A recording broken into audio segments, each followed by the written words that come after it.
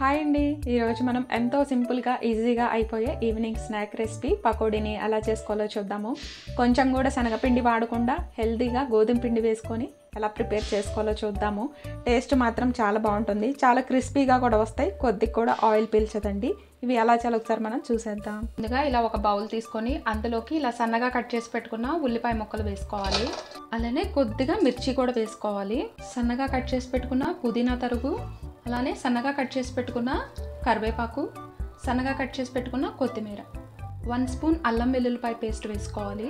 పకోడీకి సరిపడా ఉప్పు వేసేసుకోవాలి. కొద్దిగా కారం, ఒక 1/2 స్పూన్ గరం మసాలా వేసుకోవాలి. ఇవన్నీ వేసాక ఒకసారి ఉల్లిపాయలకి పట్టేలాగా బాగా ఇలాగా మిక్స్ చేసేసుకోవాలి. ఇలా మిక్స్ చేస్తుంటే మనకు ఉల్లిపాయల్లో నుంచి వాటర్ కూడా బయటకు వస్తుంది.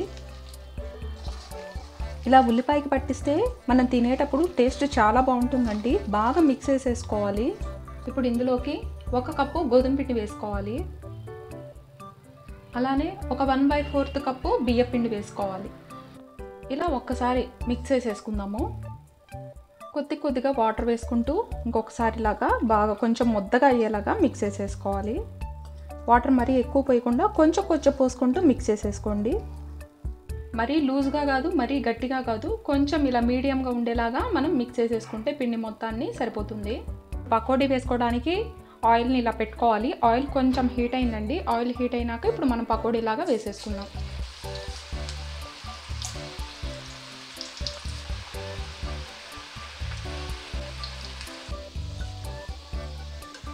ఇలా ఒక్కసారి పైకి కిందకి బాగా ఫ్రై అయ్యేలాగా మిక్స్ చేసేసుకోవాలి.